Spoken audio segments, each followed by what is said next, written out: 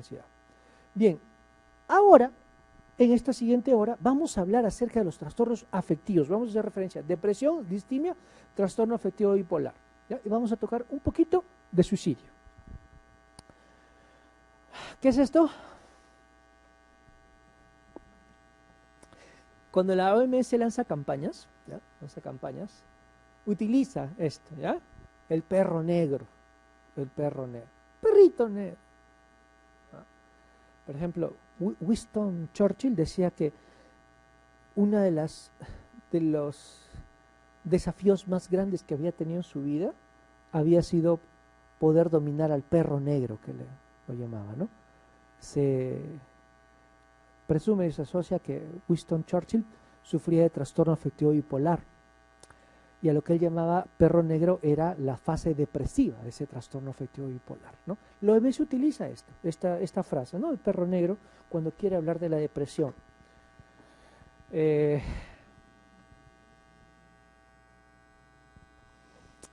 es la depresión, doctores? ¿Cuántos somos acá? ¿30, 35? Probablemente 1, 2, 3, 4 o 5 de los que estamos acá, si no es un poco más, posiblemente hayamos padecido o estemos padeciendo de un trastorno depresivo. ¿Ya? Aquí, ahora. Y uno me dirá, sí, porque yo cuando terminé con mi pareja o cuando mi pareja me terminó, en realidad me puse muy triste, yo lloraba mucho y yo me deprimí. Pero como a la semana volvió conmigo, ya me puse bien. Eso no es una depresión, eso no es una depresión. Eso, en el mejor de los casos, es un trastorno de adaptación, con sus fases de negación, ira, negociación y aceptación. Eso no es una depresión. La depresión, doctores, no tiene una causa directamente relacionada. La depresión tiene un tiempo mínimo en el cual deben estar presentes los síntomas, que es de 2 semanas. Ahora lo vamos a ver. Lo que no quiero es que se confundan, ¿ya? Porque a veces confundimos. Me siento deprimido, ya está bien. Necesito medicación. Un momento. Hay que ver primero qué es lo que tiene usted. Porque si es un trastorno de adaptación con síntomas depresivos y síntomas ansiosos, dele tiempo. Dele tiempo y va a mejorar, ¿ya? Acepte la situación, haga un trabajo psicoterapéutico. Pero si es una depresión mayor o episodio depresivo, ahí sí va a ser necesario el uso de antidepresivos y otro tipo de intervención y otro tipo de terapia. Vamos a hablar acerca de la depresión, conocida como depresión mayor o episodio depresivo. No vamos a hablar del trastorno de adaptación, ¿correcto? Muy bien. La depresión es un trastorno frecuente. La depresión es principal causa mundial de discapacidad. Afecta más a las mujeres que a los hombres. La peor complicación que puede presentar es el suicidio, y debemos saber que hay tratamientos eficaces para la depresión. ¿Qué entendemos por depresión? Esa entidad clínica que conocemos como depresión. Si voy a trabajar con el DSM-5, que es el Manual de Diagnóstico y Clasificación de Enfermedades Mentales de la Asociación Psiquiátrica Americana, lo voy a llamar trastorno depresivo mayor. Y si voy a trabajar todavía con el ya bastante antiguo CIE-10, que viene un cambio en los próximos años, vamos a pasar al CIE-11, lo voy a llamar episodio depresivo. Para que no se preste a esta confusión que muchas veces tenemos, vamos a llamarlo como depresión, ¿sí? Lo vamos a entender como depresión, pero recuerden que estamos haciendo referencia a esta entidad clínica, no al trastorno de adaptación. Bien, ¿la depresión en qué consiste? En un ánimo depresivo con una duración mayor a 2 semanas. Dos semanas, ¿ya? Donde, aparte de este ánimo depresivo, hay alteraciones cognitivas en la atención, concentración y, en los casos más severos, incluso memoria, los denominados síntomas cognitivos de la depresión. Hay una pérdida de confianza en sí mismos y sentimiento de inferioridad. Hay ideas de culpa y de ser inútil incluso en los episodios leves. En la depresión aparece una perspectiva sombría del futuro. Y cuando aparece la perspectiva sombría del futuro, doctores, aparece lo que denominamos desesperanza. Y cuando empiezas a desarrollar desesperanza, cuando estás convencido de que mañana va a ser peor y pasado mucho peor, es cuando aparecen la mayoría de las veces o muchas veces los pensamientos suicidas. Cuando aparecen los pensamientos suicidas, vienen después los actos suicidas. ¿Ya? Tiene esa secuencia. Porque usted puede tener depresión, pero si tiene la esperanza de que va a mejorar, de que con su tratamiento antidepresivo va a mejorar, de que mañana las cosas pueden mejorar, que su entorno y su contexto puede mejorar, va a albergar menos cantidad de pensamientos suicidas o de repente ni siquiera los alberga. Pero si usted está deprimido y empieza a perder la esperanza de que su situación va a cambiar o que pueda mejorar, van a aparecer esto. ¿Ya? De ahí que sea tan importante la buena relación que tenga usted como médico de familia, como médico general, como médico internista, como médico oncólogo, como médico psiquiatra, con su paciente o con la persona que se está atendiendo con usted. ¿Ya? Con la persona que se está atendiendo con usted. En la depresión también aparecen alteraciones del sueño y alteraciones del apetito, incluso alteraciones de la libido. Lo más común es que el sueño disminuya y que el apetito disminuya, pero en las depresiones atípicas el sueño se incrementa y el apetito se incrementa. ¿Ya? En las depresiones atípicas el sueño se incrementa y el apetito se incrementa. Prevalencia de la depresión, fuente Instituto Nacional de Salud Mental, prevalencia vida de los trastornos depresivos en Perú. Lima 19%, Huaraz 13%, Cajamarca 15%, la selva peruana 21%.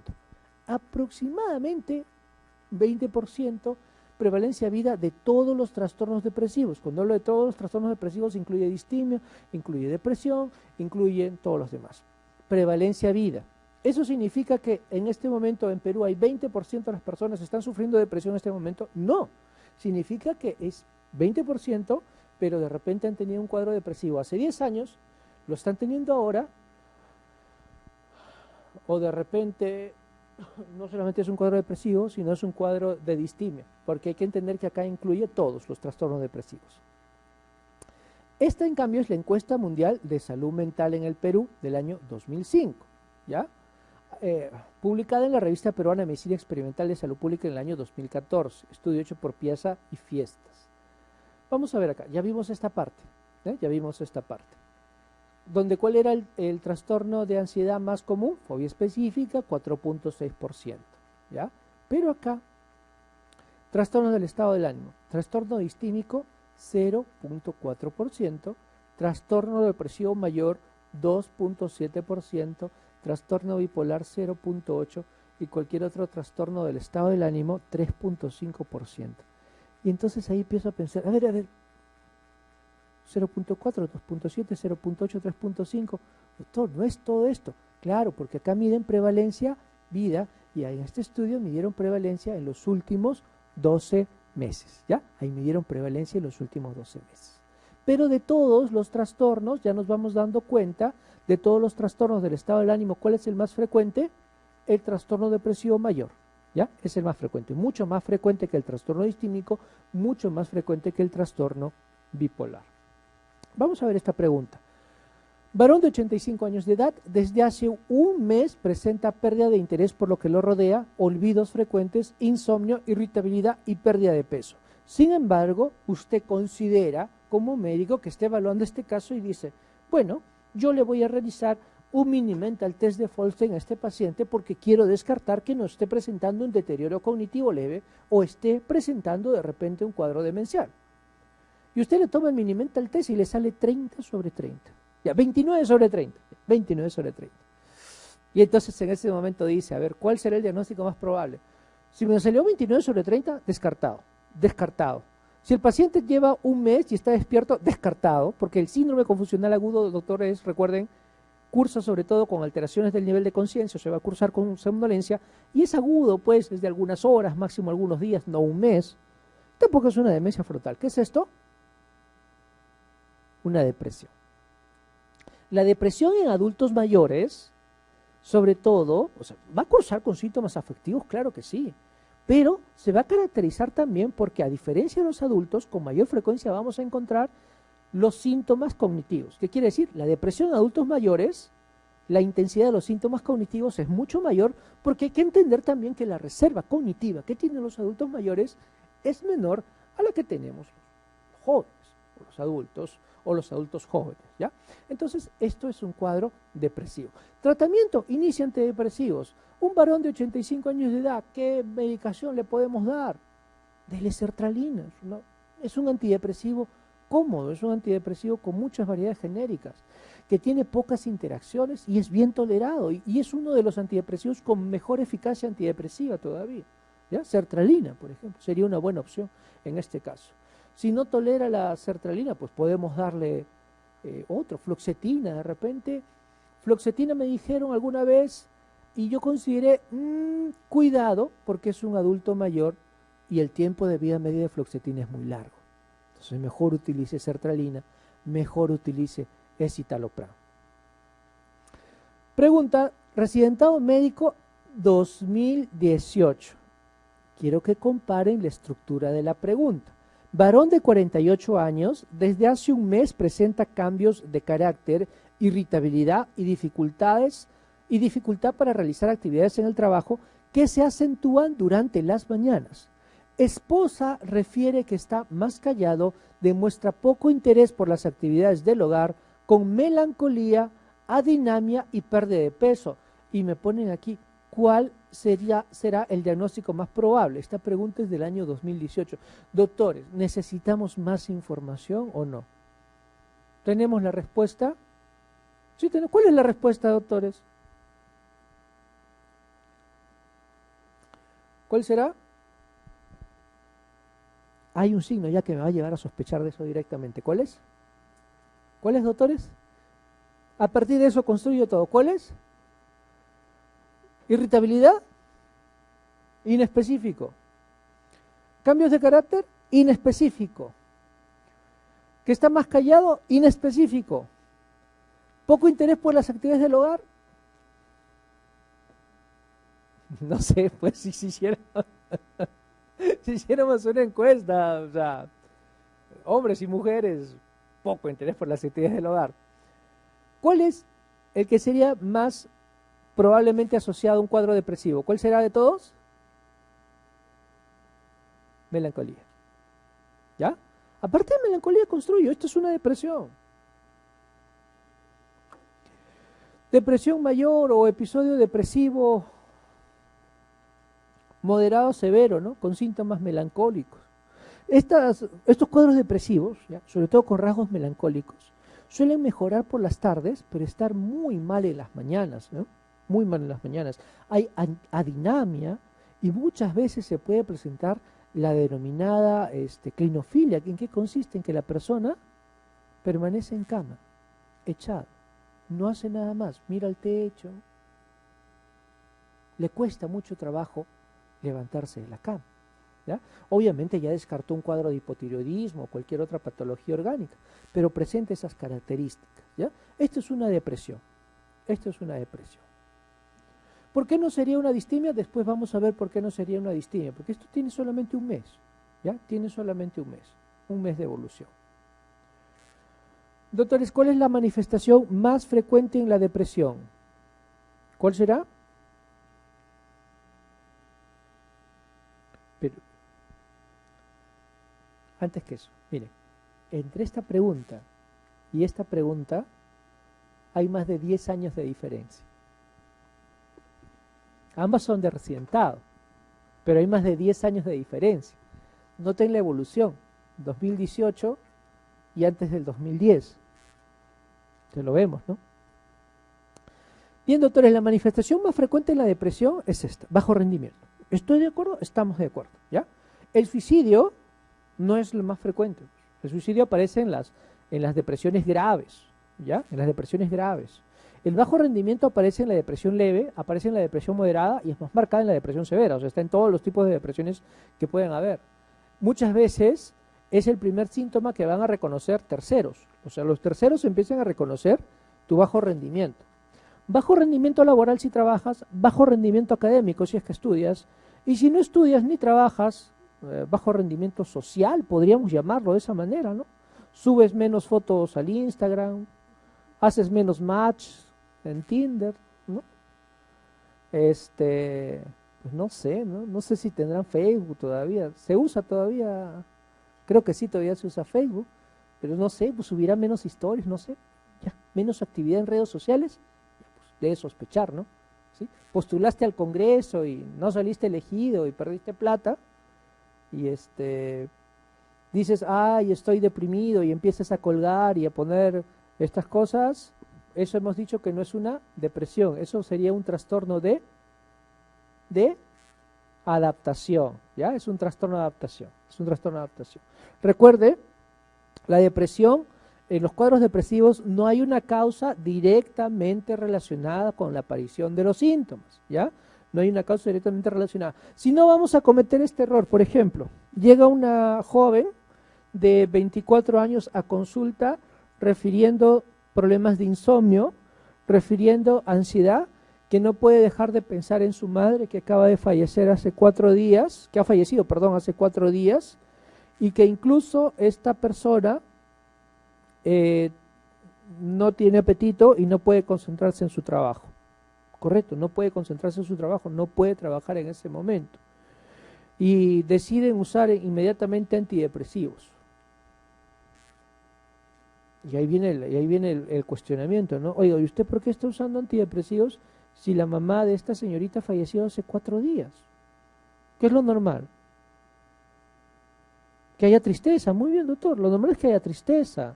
Los sentimientos de tristeza obedecen y tienen una causa. Hay ansiedad, hay preocupación. ¿Cómo va a ser con la casa que les está dejando? Las deudas que hay que pagar, hay que activar los seguros, hay que hacer muchas cosas, de repente no puede dormir.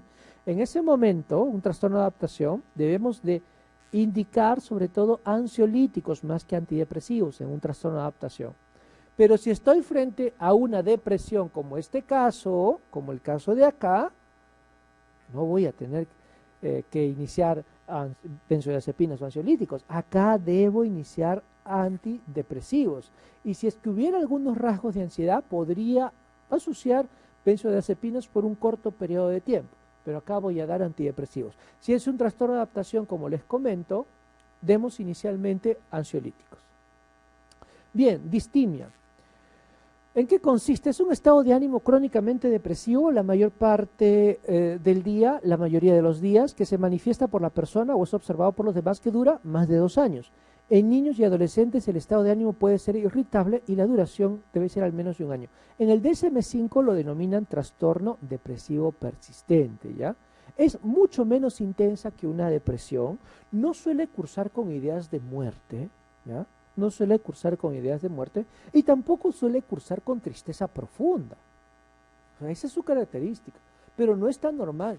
Digamos que está a medio camino entre una depresión y un estado eutímico. Un estado eutímico es como estamos nosotros ahora. Está ahí. La característica es que se mantiene en ese nivel a lo largo del tiempo. Mínimo 2 años hay que considerar para hablar de distimia. Para operacionalizar esto y poder comprenderlo mejor, lo vamos a abordar de la siguiente manera. Hablamos de distimia cuando encontremos la presencia, mientras está deprimida la persona, de 2 o más de los siguientes síntomas. Pérdida o aumento de apetito. Si hay pérdida de apetito es una distimia. Si hay aumento de apetito es una distimia típica. Insomnio, si es una distimia como la que conocemos. Y distimia atípica se va a caracterizar por hipersomnia. Falta de energía, baja autoestima también pueden estar presentes, dificultades para concentrarse y sentimientos de desesperanza ocasionales también puede cursar con la distimia. Pregunta del año 2014. Adolescente de 16 años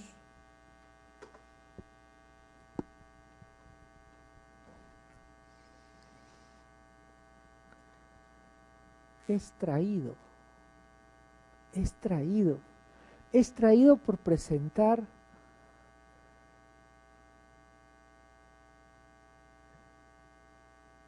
¿cuál sería la palabra exacta? No sé, no me convence mucho hablar de extraído, ¿no?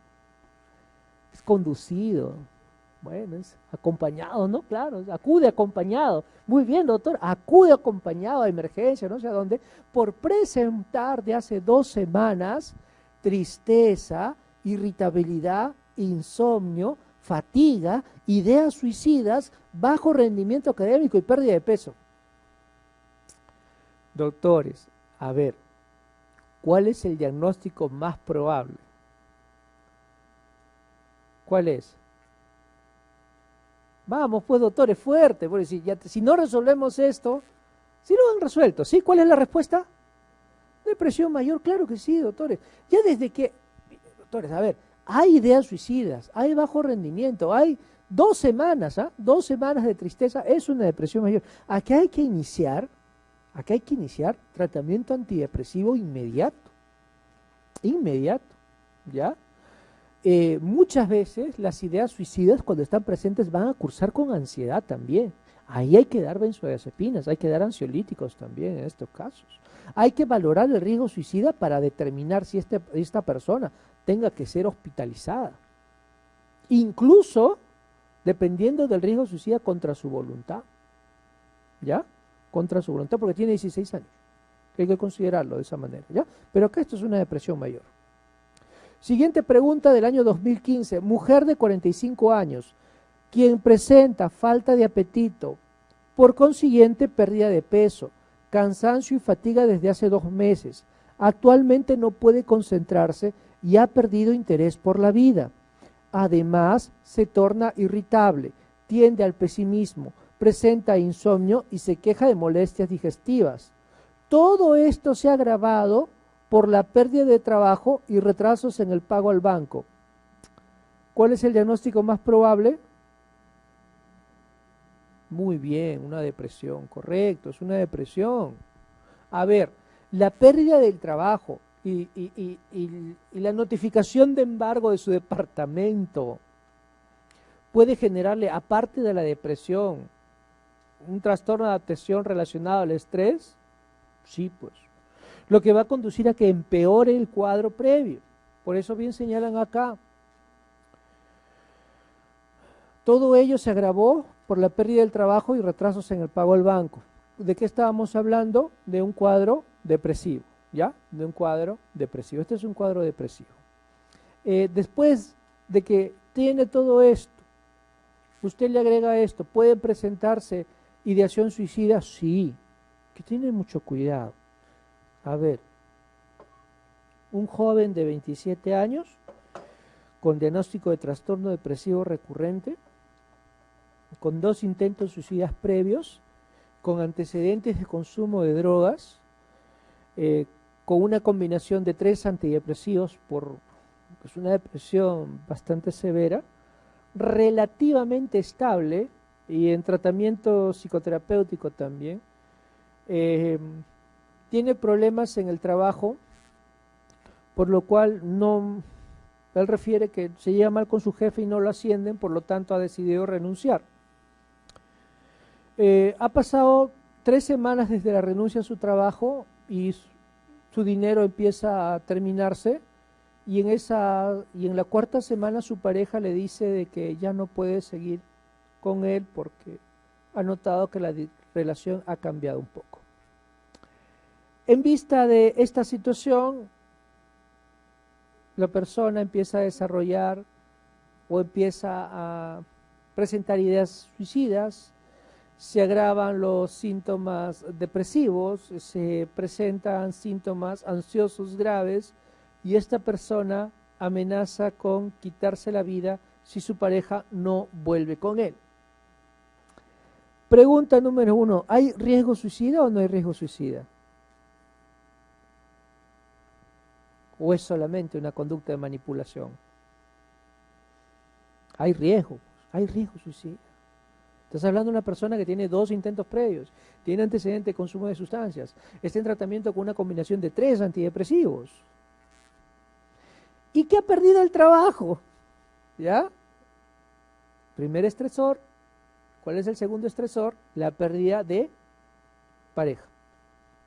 Entonces, es un problema. Entonces, por eso cuando vemos acá todo ello se agravó por pérdida del trabajo y retrasos en el pago al banco, descompensa tremendamente, ¿no? El cuadro. ¿Hay depresión psicótica? También. ¿En qué consiste? Cuando una enfermedad depresiva grave está acompañada por alguna forma de psicosis, tal como la ruptura con la realidad, alucinaciones y delirios. Bien, muy corto, vamos a hablar de suicidio. ¿En qué consiste? Suicidio, doctores, es una forma de muerte. Suicidio es una forma de muerte. ¿En qué consiste? en muerte por uno mismo. Eso significa suicidio, muerte por uno mismo. La misma persona conduce a la muerte. A diferencia de homicidio, que es muerte producida por otro hombre, por otro ser humano. ¿Ya? Bien, cuando hablamos de suicidio debemos de considerar siempre los factores de riesgo y para eso vamos a hablar de las características sociales, los antecedentes y las características clínico-diagnósticas. Dentro de las características sociales las más importantes es tener menos de 30 años, ser hombre, tener edad avanzada y ser soltero o vivir solo. ¿Ya? Los casados tienen menos riesgo o los que viven con su pareja. Bien. Entre los antecedentes y y el factor predictor más importante de conducta suicida, los intentos previos, ¿ya? Los intentos previos es el factor predictor más importante de conducta suicida. Pero también está la historia familiar de suicidio. Tengo un papá que se ha suicidado, tengo un abuelo que se ha suicidado, tengo una tía que se ha suicidado. Aumenta el riesgo suicida. Y los antecedentes de abuso de drogas. Y dentro de las características clínico-diagnósticas, la presencia de desesperanza, los cuadros psicóticos, la ansiedad, enfermedades físicas concomitantes y la depresión grave también son factores de riesgo suicida. Intentos suicidas previos, predictor de conducta suicida más importante. Abuso de alcohol u otras sustancias ejerce un papel significativo y a veces son un factor precipitante. La depresión mayor es el trastorno mental que de forma más común se asocia ¿a qué?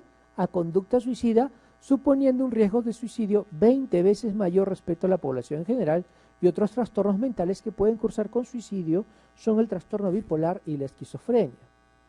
Factores psicológicos asociados a suicidio, desesperanza, rigidez cognitiva. Sí, hay personas que necesitan trabajar en terapia.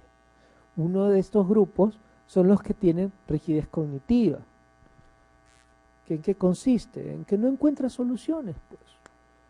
A situaciones de estrés que la mayoría de personas dirá, bueno, pues ya se solucionará. Esta persona ve un panorama catastrófico y puede llevar a albergar pensamientos suicidas. Edad, los momentos de riesgo de intentos y de suicidios consumados a lo largo de la vida son la adolescencia y la edad avanzada. El sexo, los hombres presentan mayores tasas de suicidios consumados y las mujeres mayor número de intentos. La presencia de enfermedad crónica o discapacitante. En el Perú se estima que el 25% de la población sufre depresión, prevalencia vida, y que de estos un 15% es considerado como grupo de riesgo de suicidio. Además, los motivos de la decisión suicida responden en su mayoría, ¿a qué? A conflictos familiares y de pareja. Pregunta del año 2015 o 2016 en examen de subespecialidad psiquiatría. El motivo de intento suicida más frecuente en nuestro país es problemas de pareja. ¿Ya?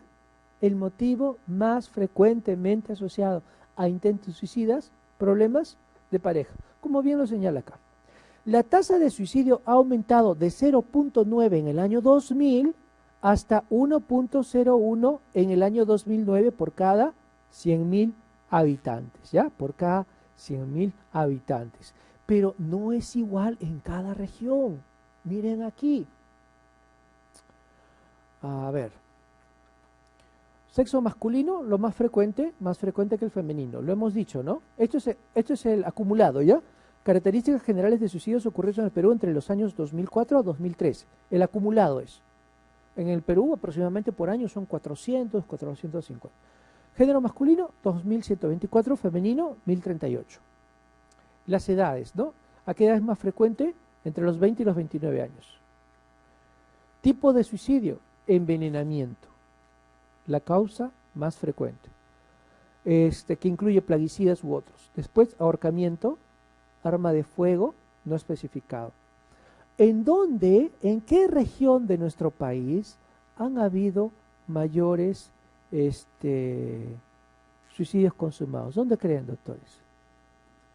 Costa, 708. Sierra, 2.246. ¿Dónde vive más la gente en nuestro país? ¿En la costa o en la sierra? en la costa. ¿Y por qué hay más suicidas? ¿O por qué hay más casos de suicidio en la sierra? Es tremendo, ¿no? Porque no hay atención, pues. Porque no hay servicio de salud mental. Esa es la deuda que tiene el Estado con esto. Yo les puedo decir que el 80% de estos casos pudieron haberse prevenido, ¿ya? Tranquilamente, tranquilamente. Porque en proporción, ¿ya? En proporción solamente de población, acá debería estar en 200 o en 300, ¿ya? Solamente por proporción, no 2.200. Esto nos avergüenza como país. Ocupados, o sea, en ocupación ocupado, 1.300, desocupado 1.371, estado civil, los solteros, miren acá. ¿Los solteros se suicidan más que los casados? Claro que sí, 1.331. Los convivientes, 778. Los casados, 616. Los divorciados, 169. Los viudos, 158. Bueno, esto también tiene relación con la edad, ¿no? La edad, ¿a qué edad es más frecuente el suicidio? Entre los 20 y los 29, y la mayoría de veces a esa edad también estás soltero, ¿no? Hay varios factores que confluyen.